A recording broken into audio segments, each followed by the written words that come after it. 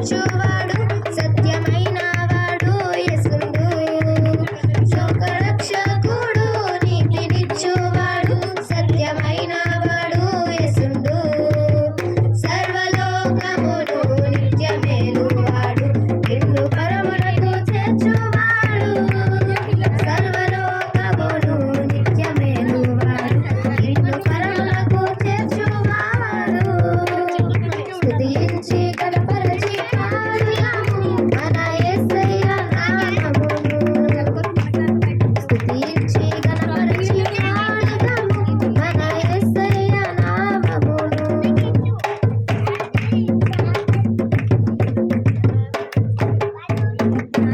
ప్రభు యేసు మార్గము ఈ లోకానికి బహుమానముగా ఇవ్వబడింది స్థిరముగా ప్రభు మార్గములో నడుచువారు నిత్య జీవమును చేరుకుంటారు ప్రభు యేసు మార్గము ఈ లోకానికి బహుమానముగా ఇవ్వబడింది స్థిరముగా ప్రభు మార్గములో నడుచువారు నిత్య జీవమును చేరుకుంటారు లోకరక్షకుడు నీతినిచ్చువాడు సత్యమైన వాడు యేసుండు లోకరక్షకుడు నీతినిచ్చువాడు సత్యమైన వాడు యేసుండు సర్వలోకమును నిత్యమేలువాడు నిన్ను పరమునకు చేర్చువాడు సర్వలోకమును నిత్యమేలువాడు నిన్ను పరమునకు చేర్చువాడు స్తుతించి కనపరచి పాడుదాము మన యేసయ్య నామమును స్తుతించి కనపరచి పాడుదాము మన యేసయ్య నామమును లోకరక్షకుడు నీతినిచ్చువాడు సత్యమైన వాడు యేసుండు లోకరక్షకుడు నీతినిచ్చువాడు సత్యమైన వాడు యేసుండు సర్వలోకమును నిత్యమేలువాడు నిన్ను పరమునకు చేర్చువాడు సర్వలోకమును నిత్యమేలువాడు నిన్ను పరమునకు చేర్చువాడు స్తుతించి కనపరచి పాడుదాము మన యేసయ్య నామమును స్తుతించి కనపరచి పాడుదాము మన యేసయ్య నామమును మన యేసయ్య నామమును మన యేసయ్య నామమును మన యేసయ్య నామమును హల్లెలూయా అందరూ హల్లెలూయా ఇంకెవరు వెళ్తున్నారు నెక్స్ట్ పాడాలి బేగా టైం అయిపోతుంది అమ్మా ప్రైజ్ పెడతాను వందనాలు వందనాలు నువ్వెందుకు కూర్చో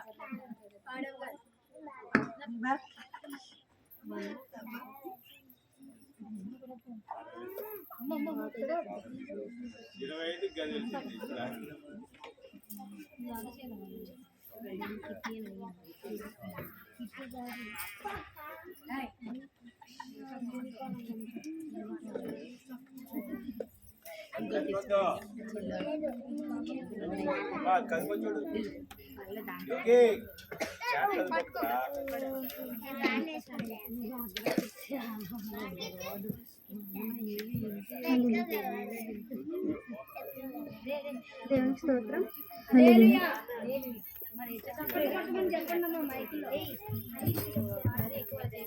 చప్పట్లంటే కొట్టండి అందరూ దయచేసి అందరూ చప్పట్లు కొట్టండి పాట పాడేటప్పుడు ఇప్పుడు ఎందుకు మేమే సీఎం పిఎం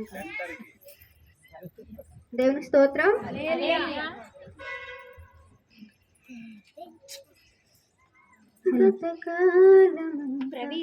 నీ నీడలోన దాచావు దేవా వందనం కృప చూపినావు కాపాడినావు ఎలా తీర్చగలను నీ రుణం పాడనా నీ కీర్తన పొగడనా విలోలనా పాడనా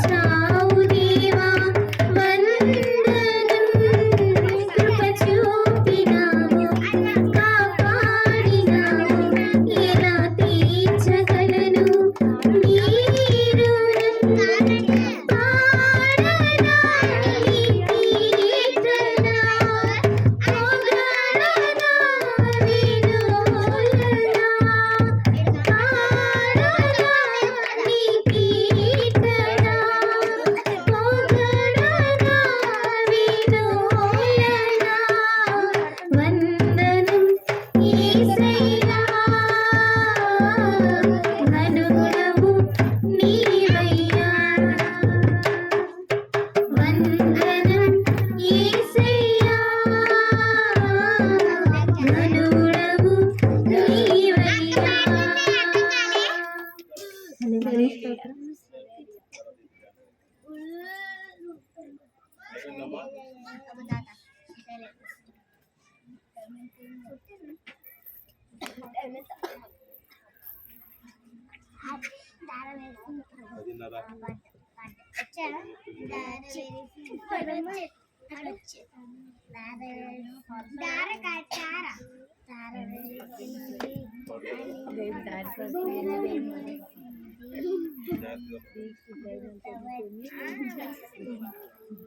అడికి రాదు వార్తలు నాకు తెలిపింది నువ్వేం పాడలే పాడుతా నువ్వు ఆపు నువ్వు ఆపు అక్షయ వెళ్ళరా లేలగా ఇక్కడ రా కూర్చో డోర్ బయటకు వచ్చి తీసేది బయటికి కూర్చో ఇక్కడ పాటల బుక్ నుండి 754 పాట పాడి దేవుని నామాన్ని మహిమపరుచుకుందాం. మరి కొద్ది సమయంలో మనం నూతన సంవత్సరంలోకి వెళ్ళబోతున్నాం కాబట్టి ఈ 2024లో మన జీవితాల్లో దేవుడు ఎన్నో మేలులు చేశాడు. దానికి అన్నిటికీ కూడా మనం కృతజ్ఞతాస్తుతులు చెల్లిస్తూ ఉండాలి. హల్లెలూయా హల్లెలూయా. ఎన్నో ఎన్నో మేలులు చేసావయ్యా, నిన్నే నిన్నే స్తుతింతును యేసయ్యా. ఎన్నో ఎన్నో మేలులు చేసావయ్యా, నిన్నే నిన్నే స్తుతింతును యేసయ్యా. హల్లెలూయా హల్లెలూయా హల్లెలూయా హల్లెలూయా హల్లెలూయా హల్లెలూయా హల్లెలూయా హల్లెలూయా. ఎన్నో ఎన్నో మేలులు చేసావయ్యా, నిన్నే నిన్నే స్తుతింతును యేసయ్యా. ఎన్నో ఎన్నో మేలులు చేసావయ్యా, నిన్నే నిన్నే స్తుతింతును యేసయ్యా. చప్పట్లు కొడదాం ప్రతి ఒక్కరు కూడా. హనుమాన్ మంచి దానికి మనం చేయగలిగిన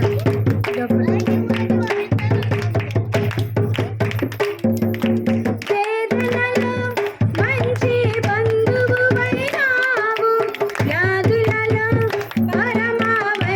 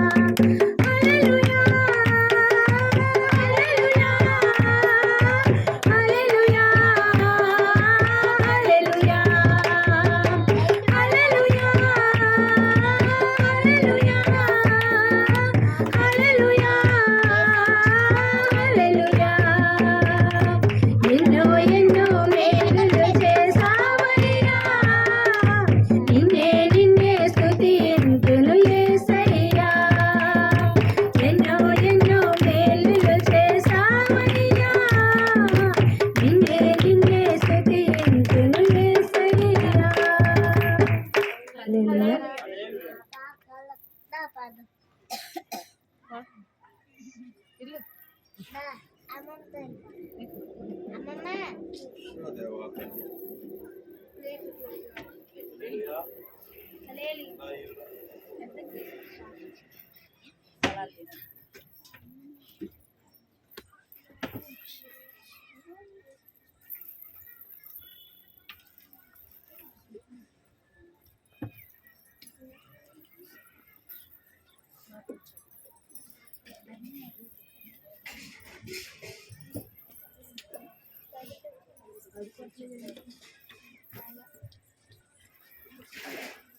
హల్లెలూయా హల్లెలూయా హల్లెలూయా.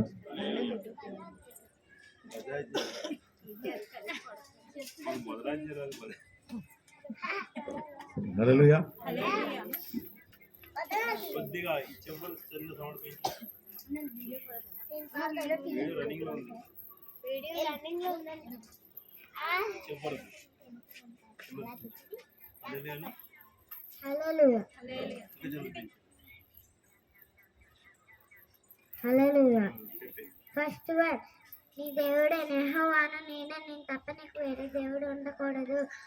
సెకండ్ వర్డ్, పై ఆకాశం అందు చంద్ర భూమి అనే భూమికైనా నీరై ఉన్న ఏ రూపమైనను విగ్రహాలైనను నువ్వు చేసుకోకూడదు. థర్డ్ వన్, నీ దేవుని నామమును వ్యర్థంగా ఉచ్చరింపకూడదు. ఫోర్త్ వన్, విశ్రాంతి దినమున పరిశుద్ధంగా ఆచరింపవలెను. ఫిఫ్త్ వన్, నీ తల్లిని నీ తండ్రిని సన్మానింపుము. సిక్స్త్ వన్, నరహత్య చేయకూడదు. సెవెంత్ వన్, దొంగలింపకూడదు. ఎయిత్ వన్, ఉచ్చరింపకూడదు. నైన్త్ వన్, నీ పొరుగువాని మీద అబద్ధ సాక్ష్యం పలకూడదు. 10th వన్, నీ పక్కవారిని ఏది ఆశించకూడదు. ఆమె తాత డబ్బులు అడగకూడదు. మర్చిపోయింది తాతని డబ్బులు అడగకూడదు. చెప్పేస్తారా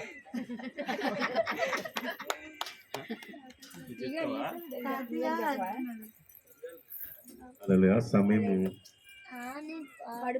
తక్కువ, చాలా సమయం తక్కువ ఉంది మన దగ్గర. ఎందుకంటే అందరూ పనిపాట్లు చేసుకొని ఈ సమయంకి మనం పాదాలు కడుక్కునే కార్యక్రమం అయిపోవాలి. తర్వాత ప్రభు బలులోకి వెళ్ళాలి. తర్వాత ఆ టైంకి నూతన సంవత్సరంలోకి వెళ్ళిపోతాం. మనకు తెలియకుండానే నూతన సంవత్సరంలోకి వెళ్ళిపోతాం. ఇంకా పాటలు పాడడానికి ఆసక్తిగా రాజుగారు, మన మేరీ వాళ్ళందరూ కూడా పాటలు పాడాలని ఆశ కలిగి ఉన్నారు. అని అయిపోయిన తర్వాత పాదాలు కడిగే సమయంలో మీరు పాటలు పాడండి. ఓకేనమ్మా?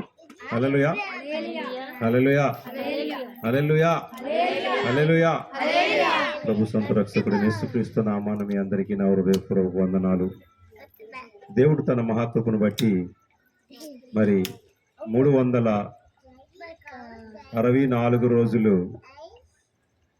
మనల్ని కాసి కాపాడి ఇక్కడ కూర్చునే భాగ్యాన్ని ఇచ్చాడు. కనుక మనము దేవునికి కృతజ్ఞతలు ఖచ్చితంగా చెల్లించాలి. మొదటి దశలోని పత్రిక 5వ అధ్యాయము 16-15 వచనం ఒకసారి చదువుకొని ముందుకెళ్దాం. సమయం ఒకసారి చెప్పండి. పాస్టర్ గారు మీరే సైకిల్ చేస్తూ ఉండాలి. నాకు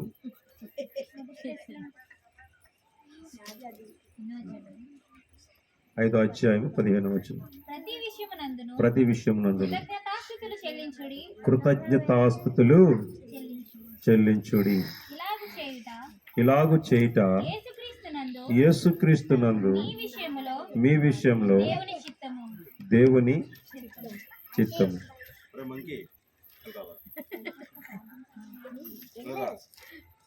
రమ్మన్నాను రా. ఎలా వస్తావా? అలా చేయకురా బాబు, ఒక అరగంట బాగా ఉండరా దయచేసి. అమ్మ పక్కన కూర్చో, నీ పక్కన కూర్చో, సరిపోదు 2 మందికి. హల్లెలూయా హల్లెలూయా. ఏదట మళ్ళీ ఒకసారి చదవమ్మా. ప్రతి విషయమునందు కృతజ్ఞతాస్తుతులు చెల్లించి ఇలాగు చేయుట యేసుక్రీస్తునందు మీ విషయంలో, మన విషయంలో ఎవరి చిత్తమాట? దేవుని చిత్తము. మనం దేవునికి చాలా రుణపడి ఉన్నాం. చాలా అవును కదంటారా? చెప్పండి. చాలా రుణపడి ఉన్నామమ్మా. ఎందుకు రుణపడి ఉన్నాం? మనము సజీవముగా ఉన్నాము కాబట్టి ఆయనకి చాలా రుణపడి మనం ఉన్నాం. మరి ఈ గొప్ప భాగ్యాన్ని దేవుడు మనకి ఇచ్చినందుకు మనం ఏం చేయాలి? కృతజ్ఞత స్తుతులు ఖచ్చితంగా చెల్లించాలి. అది మనకి దేవుడి చిత్తం అయ్యింది కనుక ఇప్పుడు మనము మొదటిగా పాదాలు కడుక్కునే కార్యక్రమంలోకి వెళ్తాం. సో పాదాలు ఎందుకు కడుక్కోవాలి? ఎందుకు కడుక్కోవాలి చెప్పండి. పాదాలు కడుక్కోవడం అంటే సమాధాన పడ్డం. ఏంటమ్మా? సమాధాన పడ్డం అంటే ఎవరన్నా చూడండి, చాలా మంది అంటుంటారు అందితే జుట్టు అందకపోతే కాళ్ళు. అంటే కాళ్ళు దగ్గరికి వెళ్తులోకి మనిషి జీవితం చాలా తగ్గింపు జీవితం అవుతుంది. కనుకనే మనిషి ఆ పాదాలు కడిగినప్పుడు అంటే పశ్చాత్తాపము, తన హృదయంలోని ఎటువంటి కల్మషం లేకుండా తన్ను తాను క్షమించుకుంటూ ఇతరులు క్షమించే భావాన్ని తెలియజేస్తుంది పాదాలు కడిగే విషయంలో. ఇక్కడ యేసుక్రీస్తు వారు పాదాలు కడిగారు. ఎందుకు కడిగారు ఆయన పాదాలు? కారణం ఏంటంటే తన ముందు ఒక శత్రువు కనిపిస్తున్నాడు. ఆ శత్రువు హృదయం మార్చాలి. ఆ శత్రువుకు మారు మనసు రావాలి. ఆ శత్రువుకు మారు మనసు వస్తేనే కానీ దేవుని పని చేయలేడు. ఆ శత్రువుకు మారు మనసు వస్తేనే కానీ పరలోక రాజ్యంలో చేరలేడు. కనుక యేసుక్రీస్తు వారు తన ముందున్న శత్రువును చూసి, నేను తగ్గించుకుంటే ఒకవేళ నేను దేవుడిని సంగతి ఆయనకు తెలుసు, ఆయన దేవుడని, ఆయన సర్వశక్తిమంతుడు, అన్ని చేయగల సమర్థుడు, ఆయన సంగతి ఆయన తెలుసు. కానీ తను ఎదుట ఉన్న ఒక పాపిని రక్షించడానికి తన యొక్క తగ్గింపు జీవితం అక్కడ చూపించాడు, విధేయతను. అది మనము ఖచ్చితంగా పాటించాలి. చాలా సంఘాలలో ప్రతి నెల పాటిస్తూ ఉంటారు, కొన్ని సంఘాల్లో ప్రతి వారం కూడా పాటిస్తుంటారు. రీసెంట్గా టౌన్లో నేను చూసిన ఒక సంఘం వాళ్ళు ప్రతి వారం కూడా పాటిస్తుంటారు. పాదాలు కడుక్కొని ప్రభువాలు తీసుకుంటారు. ప్రభువాలు ఎన్నిసార్లు తీసుకోవచ్చు, రోజు తీసుకోవచ్చు, వారానికి ఒకసారి తీసుకోవచ్చు, నెలకు ఒకసారి తీసుకోవచ్చు, సంవత్సరం కూడా ఒకసారి తీసుకోవచ్చు. ఏమండి? తీసుకోవచ్చు, తీసుకోకూడదా? ఇంటింటా రొట్టె విడిచిన పౌర భక్తులు మాట్లాడుతున్నారు అంటే ఎప్పుడైనా తీసుకోవచ్చు. కాకపోతే తీసుకున్న దానికి ప్రతిఫలము ఉండాలి. తీసుకొని మళ్ళీ యథావిధే తదాగాదా అని మన జీవితంలో మార్చబడకపోతే పాదాలు కడిగినా ఒకటే, కడగకపోయినా ఒకటే. ప్రభువులు తీసుకున్నా ఒకటే, తీసుకొని పోయినా ఒకటే. ఎందుకంటే తీసుకొని కూడా పాపము చేసిన వారు అవుతాము. అంటే పాపానికి డబుల్ రెట్టింపు శిక్షను మనం అనుభవిస్తాము. హల్లెలూయా. కనుక పాదాలు కడుక్కునే విషయంలో కొన్ని మాటలు మనం జ్ఞాపకం చేసుకుందాం. సామెతల గ్రంథము 1వ అధ్యాయము 15వ వచనం చదవమ్మా. సామెతల గ్రంథము 1వ అధ్యాయము 15వ వచనం. నా కుమారుడా, నీవు వారి మార్గమును పోకుము, వారి త్రోవలయందు నడవకుండా మీ పాదము ఏం చేయాలట?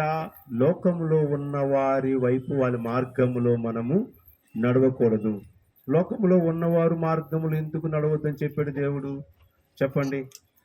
పాపులు ఉంటారు చాలా మంది, కొంతమంది తాగుబోతులు ఉంటారు, కొంతమంది తిరుగుబోతులు ఉంటారు, కొంతమంది జోదగాళ్ళు ఉంటారు, కొంతమంది వ్యభిచారులు ఉంటారు. వీళ్ళందరి వైపు మన పాదాలు ఇప్పుడు తిప్పుకోకుండా మన పాదాలను వెనక్కి తీసుకొని ప్రభు సన్నిధిలో మనం గడపాలి. వారి త్రోవను మనం వెళ్ళకూడదు. వెళ్ళామనుకోండి మనము దుష్టులతో సమానం అవుతాం. హల్లెలూయా, హల్లెలూయా, హల్లెలూయా. ప్రియుల కనుక మన పాదాలు ఎప్పుడు కూడా సన్మార్గము, మంచి మార్గంలో నడిచే ప్రయత్నం చేయాలి. కానీ మరి ఆ అసత్యమైన మార్గంలో ఎప్పుడు కూడా నడిచే ప్రయత్నం చేయకూడదు. ఇంకో మాట చూసుకుందాం, చూడండి. అదే ఇర్మియా గ్రంథము 15వ అధ్యాయము 19-21. తమ్ముడు జగదీష్ ఎక్కడున్నాడు? నువ్వు లోనికి వెళ్ళి ఆ ప్లగ్ కదిలిసి వచ్చావు, లైట్లన్నీ ఆగిపోయి. కాబట్టి యెహోవా ఇలాగు సెలవిచ్చి, నీవు నా తట్టు తిరిగిన ఎడల నీవు నా సన్నిధిని నిలిచినట్లు నేను నిన్ను తిరిగి రప్పిందును. మనం ఎవరి తట్టు తిరగాలి? సో అనేక మార్లు మనము ఏం చేస్తున్నాం అంటే మన తట్టు దేవుడు రావాలని ప్రయత్నం చేస్తున్నాము, కానీ దేవుని తట్టు మనం తిరిగే ప్రయత్నం చేయట్లేదండి. దేవుడు నా మాట వినేయాలి, దేవుడు నా మొర వినేయాలి, దేవుడు నా బాధను ఆలకించేయాలి, దేవుడు నా సమస్యను పరిష్కరించేయాలి, దేవుడికి అన్నీ ఇచ్చేయాలి అంటాం. కానీ దేవుని తట్టు తిరిగే విషయంలో మనము చాలా అశ్రద్ధ కలిగి ఉన్నామని పరిశుద్ధ గ్రంథం తేటగా మనకి తెలియజేస్తుంది. మనం ఎప్పుడు కూడా ఆయన వైపు మన పాదాలు వెళ్ళట్లేదు, మన సొంత నిర్ణయాల పైన, మన సొంత ఆలోచనల పట్ల, మన సొంత మార్గంలో మనకి నచ్చినట్టుగా బ్రతకనందుకే మనం ప్రయత్నం చేస్తున్నాం, కానీ క్రీస్తుకు నచ్చినట్టుగా బ్రతికే ప్రయత్నంలో మనం విఫలమైపోతున్నాం. సంవత్సరంలో గడుస్తున్నాయి, సంవత్సరం వెంబడి సంవత్సరాలు గడుస్తున్నాయి. పండగ అయిపోతుంది, మళ్ళీ గుడ్ ఫ్రైడే వస్తుంది, మళ్ళీ ఈస్టర్ వస్తుంది, మళ్ళీ జనవరి 1 వస్తుంది, ప్రతి నెల ప్రభువులు వస్తుంది. కానీ మనం ఏం చేస్తున్నామంటే ఎప్పుడు కూడా ఆయన మన దగ్గర రావాలని కోరుకుంటున్నాం, కానీ మనం ఆయన సన్నిధికి వెళ్ళాలి, ఆయనతో మనం ఉండాలి, ఆయనతో మనం గడపాలి అనే ఆలోచన తక్కువ ఉంటుంది. ఒకవేళ హృదయం ఉన్నను శరీరం సహకరించదు. కొన్ని శరీరం సహకరిస్తే అనేకమైన పని ఒత్తిళ్ళు, అంటే రోజు ఉన్నవి ఉంటాయి, కొత్తవి మన జీవితంలో ఉండవండి. ఉదయం లేస్తామా, అందరము టిఫిన్ తింటామా? ఎంతమంది టిఫిన్ తింటారు? చేతులు ఎత్తండి. టిఫిన్ తిన్నారు? అయ్యో బాబాయ్, మిగతా అందరూ ఉపాసాలే. అమ్మా, చెద్దనం తిన్నవాళ్ళు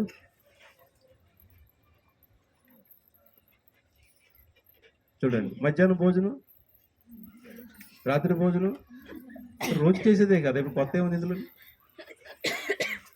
కొత్త ఏమైనా ఉందా? లేదు కదా.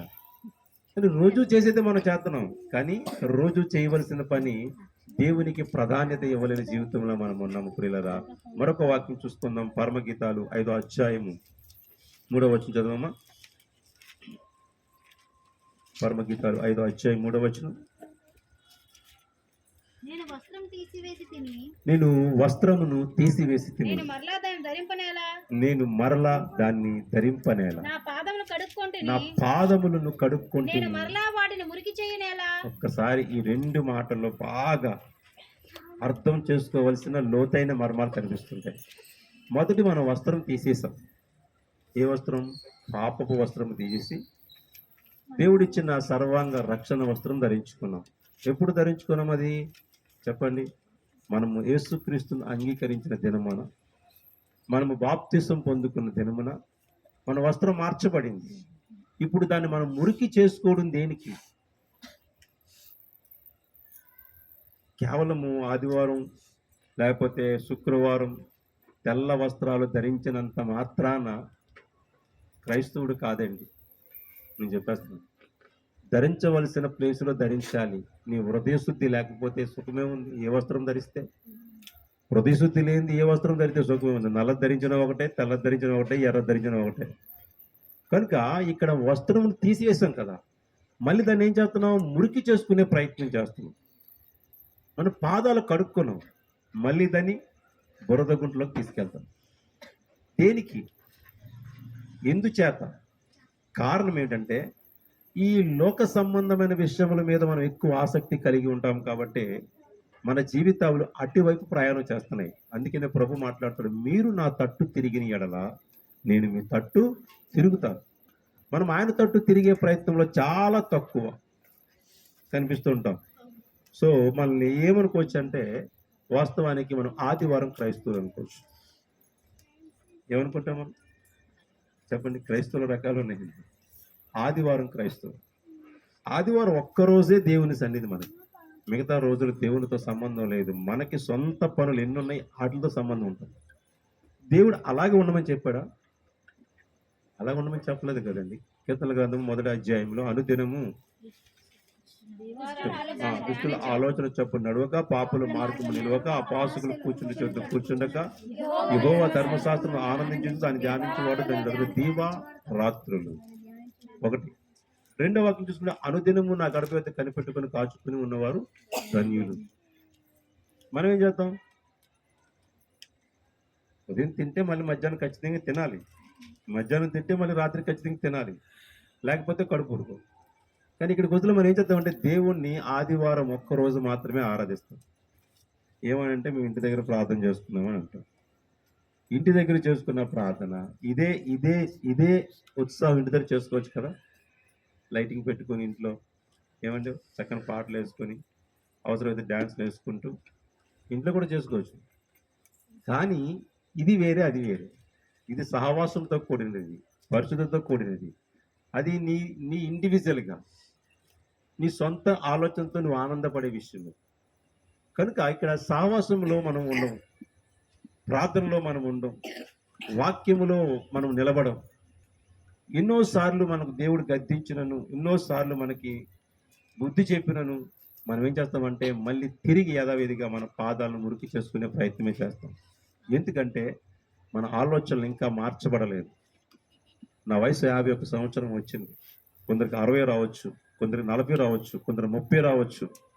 కానీ ఈ సంవత్సరాలు గడుస్తున్నాయి కానీ మార్పు అన్నది మనసులో కనిపించట్లేదు. స్కూల్కి వెళ్తున్నారు పిల్లలు, చదువుకోకపోతే ప్రయోజనం ఏమనుందా చెప్పండి? స్కూల్ ఫీజు దండగా, టైం దండగా, వాళ్ళ ఖర్చులన్నీ కూడా మనకు దండగే. మరి చదువుకోనేందుకు వెళ్ళిన తర్వాత ఏదో నేర్చుకుంటేనే కదా తన జీవితం బాగుపడుతుంది. ఏది నేర్చుకోకపోతే సుఖం లేదు, చదువుకి అర్థం లేని చదువు అది. మరి ఎందుకు వెళ్తున్నాం, ఏదో నామకార్థానికి వచ్చేస్తున్నాం అనుకున్న చదువు మనం చదువుకో అవసరం లేదు. నేను చెప్తున్నాను, ఈ నూతన సంవత్సరంలో అయినా కానీ కొన్ని మార్పు తెచ్చుకొని మన జీవితాలు, మనం దేవుళ్ళో ఉన్నామని భ్రమపడుతున్నాం తప్ప దేవుళ్ళో పరిపూర్ణంగా అయితే మనం ఎవరు కూడా లేవు. పరిపూర్ణంగా ఉండడం అంటే ఏంటంటే 24 గంటలు చర్చలో ఉండడం కాదండి. పరిపూర్ణంగా ఉండడం అంటే అది అనుకోండి, పాస్టర్ గారి పని పోటే ఉంది, పరిపూర్ణ సేవ అంటారు, అందరూ ప్రార్థన చేస్తారు కదా. 24 గంటలు దేవుళ్ళు మనలో ఉంటే మనకి ఏది ఆడతాడు దేవుడు, ఏది చూస్తాడు దేవుడు అనుకోడు. ఏది చూడు, అన్ని చూస్తాడు దేవుడు. చూడనివాడు కాదని చూసేవాడే. కానీ ఆయన అంటాడు 1 పేతురు పత్రిక 5వ అధ్యాయంలో తగు సమయమున అన్నాడు. ఏంటంట, ఎప్పుడు నీకు ఏది అవసరమో అప్పుడే దేవుడు ఇస్తాడు. హల్లెలూయా, హల్లెలూయా. నాకు ఎప్పుడు అవసరమో అప్పుడే ఇస్తాడు. అంతేగాని రోజు దేవుడితో ఉంటే రోజు ఇచ్చాడు మనకి. అలాగైతే ఇప్పుడు ఇలాంటి అపార్ట్మెంట్ 10 కొనుక్కోవచ్చు ఏమో.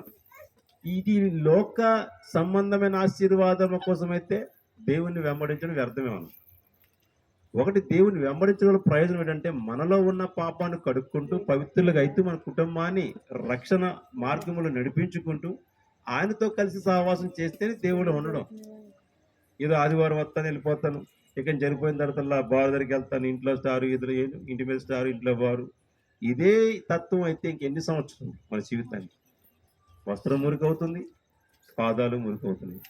లోకం అంటుంది, ఏమంటుంది తెలుసా మనల్ని, ఈ నీచుడు ఇంకా మార్చబడడా, వీడికి ఇంకా మార్పు రాదా, వీడి జీవితం సరి చేసుకోడా. ఈ మాటలు ఎదుటి వ్యక్తితో మనం చెప్పించుకోవాల్సిన అవసరం ఉందా అని పరిశుద్ధ గ్రంథం మనం ప్రశ్నిస్తుంది. ఇప్పుడు దేవుడు ఏం చెప్తాడంటే, వారితో మనం ఏలెట్టు చూపించుకునే బ్రతుకు మనకు వద్దంటున్నాడు. సో మనం ఏలెట్టు చూపించుకుంటూ ఆయన వైపు ఏలెట్టు చూపించేలా బ్రతుకుతున్నాం మనం. హల్లెలూయా. ఇక్కడ చూసుకుందాం, వాక్యంలోకి వెళ్దాం. యోహాను సువార్త 13వ అధ్యాయము 4 నుంచి 10 వచనాలు చదువుకొని పాదాలు కడుక్కొని వెళ్దాం. భోజన పంక్తిలో నుండి లేచి తన పై వస్త్రము అవతల పెట్టివేసి ఒక టవలు తీసుకొని నడుమునకు కట్టుకొని అంతటా పల్లెంలో నీళ్లు పోసి శిష్యులు పాదములు కడుగుటకు తాను కట్టుకొని ఉన్న తువాలుతో తుడుచుటకు మొదలు పెట్టాను. ఇక్కడ ఏమన్నా యేసు ప్రభువు వారు తన యొక్క శిరస్సు మీద, తన భుజముల మీద ఉన్న ఒక టవల్ను తీసుకొని నడుము కట్టుకొని ఏమండి ఆ పల్లెం పెట్టి ఆ పల్లెములో వాళ్ళ పాదములు పెట్టమని దాన్ని శుభ్రపరిచే విధానంలో ఉన్నాడు ఆయన. అంటే ఈరోజు మనము దేవునిగా పూజిస్తున్న వాడు చేస్తున్న పని, ఈరోజు దేవునిగా మనం ఆరాధిస్తున్న వాడు చేస్తున్న పని అది. మనము ప్రెస్టేజ్, యుగోస్, అహంకారం, అహంభావం, మనలో తగ్గింపు జీవితం ఎక్కడైనా కనిపిస్తుందంటే సో ఇది మన దగ్గర చాలా తక్కువ కనిపిస్తుంది. మరి యేసు ప్రభువుని నమ్ముకున్నాం కదా, ఆయనలాగా జీవించమని వాక్యం చెప్తుంది కదా. మనం ఎందుకు జీవించలేకపోతున్నాం, ఎందుకు ప్రయత్నం చేయలేకపోతున్నాం చెప్పండి? ఎంతమంది ప్రయత్నం చేస్తున్నారు యేసులాగా జీవించాలని? ప్రయత్నం చేసేవాడు ఖచ్చితంగా సక్సెస్ 100% ప్రయత్నం ఫలిస్తుంది. మనం ప్రయత్నం చేయట్లేదండి. కేవలం దేవుని మందిరానికి వెళ్ళి వచ్చేసి ఏదో వినేసి మన పని అయిపోయింది, మనం నచ్చింది ఏదో వేసేసి మనం ఇంటికి పోయాం, మళ్ళీ మన కాలకృత్యాలు తెచ్చుకొని మన ఇష్టానుసారంగా జీవిస్తూ ఉంటే దానివల్ల ఏంటి మనకి ఆశీర్వాదం ఉంది అనుకుంటే, ఒకవేళ ఇప్పుడు యేసుక్రీస్తు వస్తే ఆయనతో వెళ్ళడానికి ఎంతమంది సిద్ధంగా ఉన్నాం చెప్పండి ఒకసారి. నేను రాను అని చెప్తారా? చెప్పండి, చెప్పగలరా? ఎవరన్నా నేను రాను అనగలరా? అనలేరు. అప్పుడు వెళ్ళాలంటారు. వెళ్ళాలంటే ఏమంటారు సార్, నిన్ను ఎప్పుడు రమ్మని చెప్పాను నేను, ఇప్పుడు కాదు ఎప్పుడో రమ్మని చెప్పాను. కానీ రానందుకి రావాల్సిన మార్గాన్ని రాకుండా నీకు నచ్చిన మార్గాన్ని వెళ్ళి నా దగ్గరికి ఎలాగొస్తావు? ఎబ్రీ పత్రికలో మాట్లాడుతున్నాడు, దేవుడు పరిశుద్ధత లేకుండా ప్రభువునే చూడలేమట మనం. హల్లెలూయా. ఏమట? పరిశుద్ధత లేకుండా ప్రభుని చూడలేము. మరి పరిశుద్ధత కావాలంటే ఏం చేయాలి? దేవుని వాక్యానికి విధేయత, వినయము, తగ్గింపు జీవితం ఏవి లేనప్పుడు, అహంకార స్వభావంతో, ఈర్ష్యతో, అసూయతో మనం జీవించగలిగినప్పుడు ఎందరు పాదాలు కడిగితే సుఖమే ఉందని అడుగుతున్నాను. చెప్పండి. ఆ పాదాలు కడిగినప్పుడు ఒక వ్యక్తి మాట్లాడుతున్నాడు, ప్రభువా నువ్వు నా పాదాలు కడుగుటకు నేను పాత్రుని కాదయ్యా, నాకు వద్దు అంటే నేను ఈ పాదాలు కడగకపోతే నాలో నీకు పాలు పొందులు లేవు అన్నాడు యేసు ప్రభు. హల్లెలూయా. ఆయన ఏమన్నా తెలుసా అండి, పాదాలు ఒక్కటే కాదు, నా తల, నా చేతులు మొత్తం కడుగు అన్నాడు. హల్లెలూయా. పేతురు అటువంటి ఒప్పందము దేవుడితో చేసుకున్న తర్వాత ఆయన ఒక అద్భుతమైన ప్రసంగం చేస్తున్నప్పుడు పరిశుద్ధాత్మతో 3,000 మంది బాప్తిసం పొందుకున్నారు. తెలుసండి. ఒక కమిట్మెంట్ మనలో ఉండాలి. పాదాలు కడుక్కోవడం అంటే ఏదో ఇక్కడ నీరు కొలలో వచ్చేసిందో బేసిన్ పెట్టేశారు, పలువు పెట్టేశారు, కడిసి తుడుచుకుని ఒక ప్రేమ మూతి పెట్టేసుకుని అనిపిస్తే వెళ్ళిపోవడం కాదు పాదాలు కడుక్కోవడం అంటే. ఇక మీదట మళ్ళీ కడుక్కునే అవసరం రాకూడదు మనకి. మనం ప్రతి సంవత్సరం కడుక్కుండా అంటే అర్థం మనలో పాపం ఉందని కదా. ఉదయం స్నానం చేస్తాం, బయట తిరిగి వచ్చేద్దాం, ఒంట్లో శరీరం వాసన వస్తుంది, మనం ఏం చేద్దాం? మళ్ళీ స్నానం చేస్తున్నాం. అర్థం ఏంటి అంటే రిపీట్, మనం అగైన్ అదే పరిస్థితులకు వస్తున్నాం. యేసుక్రీస్తు వారు ఒక్కసారి మాత్రమే కడిగారు పాదాలు. ఎందుకో తెలుసా? ఈయన పరిశుద్ధంగా జీవించారు కాబట్టి. మిగతా వాళ్ళకి బాధ్యత చెప్పారు, నా తర్వాత ఇవన్నీ మీరు కంటిన్యూ చేయండి అంటే. ఒక్కసారి సంవత్సరానికి ఒక్కసారి పాదాలు మనం కడుక్కున్నా చాలు అని కాదు. ఇది ఒక్కసారి పాదాలు కడుక్కుంటే మళ్ళీ తిరిగే పాదాలకు మురుకు అంటుకోకుండా మనం బ్రతకాలి. హల్లెలూయా. అది క్రైస్తవ జీవితంలో ఉండవలసిన సాదృశ్యము, నమ్మకము, వివేకము, ఆలోచన, జ్ఞానం. మన దగ్గర ఏముందంటే మనకి నచ్చినట్టుగా బ్రతకనందుకే మనం ప్రయత్నం చేస్తుంటాం. చదువు ఒకసారి ఇంకా కావులు చుట్టుకొని ఇట్లు చేయుచు ఆయన సీమోను పేతురు నొద్దకు వచ్చి వచ్చినప్పుడు అతడు ప్రభువా నీవు అస్సలా అన్నాడు. ప్రభు, యేసు ప్రభు, నువ్వు లోకరక్షకుడివి, పాపులు రక్షించేందుకు వచ్చావు, నువ్వు అద్భుతాలు చేయవాడివి, ఆశ్చర్యకారాలు చేయవాడివి, చనిపోయిన వాళ్ళు జ్ఞాపకలిగిన శక్తి సమర్థ కలిగిన వాడివి, నువ్వేటయ్యా నా పాదాలు కడుగుతావంటే? ఎందుకు కడగాలి పాదాలంటే? నేర్చుకోనందుకు. హల్లెలూయా. ఇదట యేసు ప్రభులాగా జీవించినందుకు, నేర్చుకోనందుకు. చదువమ్మా. అందుకు యేసు నేను చేయుచున్నది ఇప్పుడు నీకు అర్థం కాదు. ఇప్పుడు మీరు విన్న వాక్యం ఎవ్వరికి ఇప్పుడు మీకు అర్థం కాదు. ఏమండి? ఇప్పుడు మనలో ఉన్న ఒంటిలో ఉన్న పొగరు, ఒంటిలో ఉన్న అహంకారము, ఒంటిలో ఉన్న అవివేకము, ఒంటిలో ఉన్న అజ్ఞానము, ఇవన్నీ మళ్ళీ ఏం చేస్తున్నాయంటే దేవుని వైపు వెళ్ళకుండా వెనక్కి లాగేస్తున్నాయి. ఇప్పుడు అర్థం కావు. ఒకనొక రోజు వస్తుంది చూసారా, ఆ రోజు తల కొట్టుకుని ఏడుస్తారు చూసారా, అప్పుడు దేవుడు మాట్లాడితే ఎలా ఉంటుందో తెలుసా మనకి? చెప్పండి. మన శత్రువు ఒకవేళ మనకి ఏదైనా నష్టం జరిగినప్పుడు భలే జరిగిందంటే మనకి ఏమనిపిస్తుంది? మన అవివేకం ఎప్పుడు తెలుసా? తర్వాత జరగబోయే దాని గురించి మాట్లాడుతున్నాడు ప్రభు, ప్రజెంట్ కాదు. నీకు రాబోయే దినములు, ఉగ్రత దినములు పాలు కాకుండా భయంకరమైన సమస్యలను ఎదుర్కోనందుకు, శ్రమలు అనుభవిస్తూ దేవుళ్ళు నడుస్తూ ఆయన రాజ్యంలో ప్రవేశించనందుకు. ఒక శ్రమ వచ్చిందంటే దేవుని మందిరం మానేందుకు నిశ్చయించుకున్నాం మనం. ఒక కష్టం వస్తే దేవుడి దగ్గర రాము, మన బాధలు ఇతరులతో షేర్ చేసుకుంటాం కానీ దేవునితో షేర్ చేసుకుంటాం. ప్రవ్వా నా పాదాలను కడగొద్దు అన్నాడు. కడగకపోతే నీకు నాకు పాలు పొందులు లేవు అంటున్నాడు. అంటే సంబంధం తెగిపోయింది. హల్లెలూయా. సంబంధము తెగిపోయినడికే. నాతో ఉండడం దేనికి? కడుక్కో. ప్రతిరోజు వాక్యంతో హృదయాన్ని కడుక్కో. ప్రతిరోజు నీ చేతులు కడుక్కో. ప్రతిరోజు నీ తల్ల కడుక్కో. తల్ల ఉన్న పాపాలను కడుక్కో. దేంతో కడుకోగలం? మనం వాక్యంతో కడుకోగలం. కనుక ప్రియులరా, యేసు ప్రభు అనుసరించిన విధానంలో మనం నడిసే ప్రయత్నం చేస్తున్నాం. దీన్ని ఏమంటామంటే పెంతుకోస్తు సిద్ధాంతం. ఇది ఎక్కువ శాతం పెంతుకోస్తులు మాత్రమే అనుసరిస్తారు. దీన్ని యేసు ప్రభు బోధను అనుసరిస్తూ నడుస్తారు. తర్వాత పౌలు భక్తుల బోధలు, అక్కడి నుంచి కొత్త నిబంధనల బోధ అంతా కూడా అపోస్తుల బోధలు. ఈ బోధలు ఏంటంటే పెంతుకోస్తు బోధ. అంటే యేసుక్రీస్తు ఏది చేసాడో అది చేసే ప్రయత్నం చేయగలగాలము. అది ఆయన నచ్చిన పని.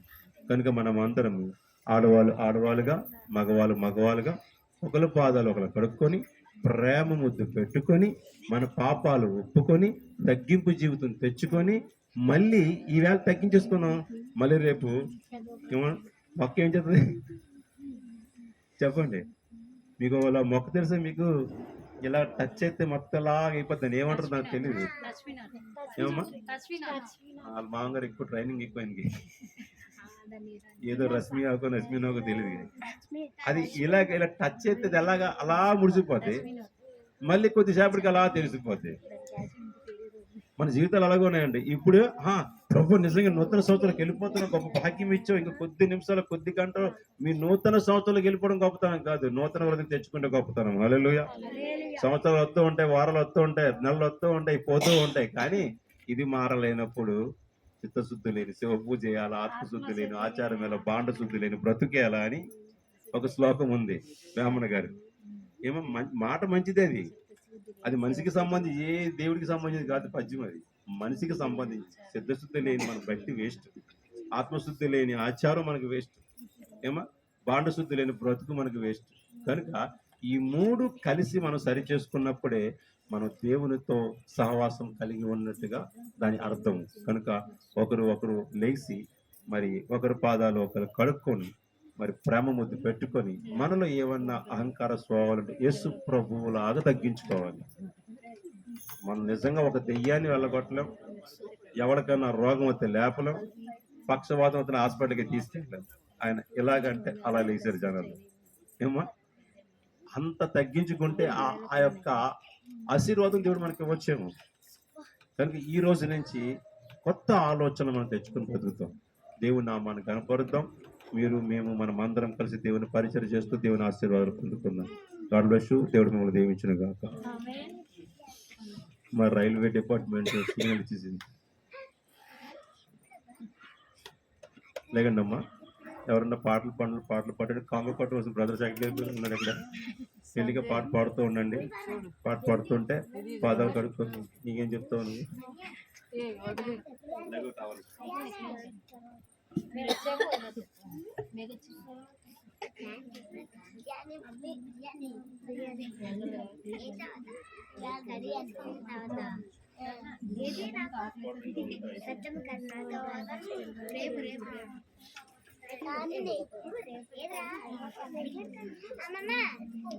ఒకసారి రండి తమ్ముడు.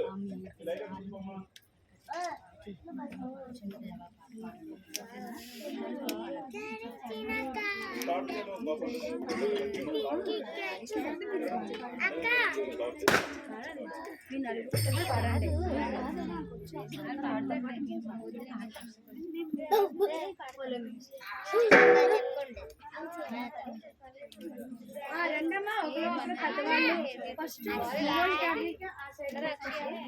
ఆడవాళ్ళంగా ఒక పక్క వచ్చితే ఒకరికొకరు కాలు పడుతుంది. కాబట్టి టైం అయిపోతుంది. 11:10 అయిపోయింది.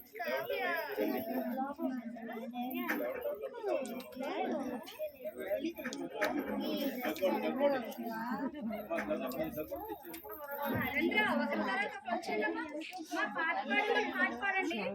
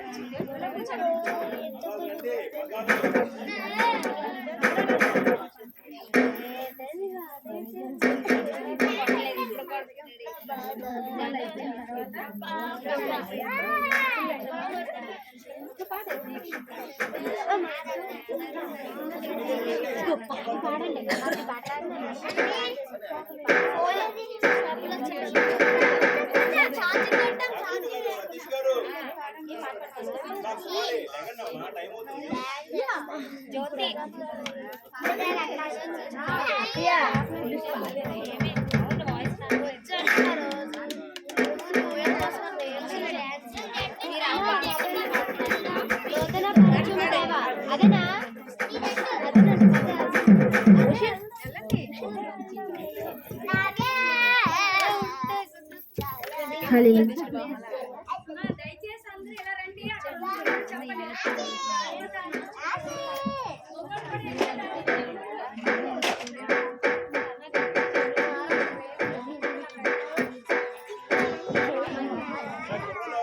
చెప్పండి.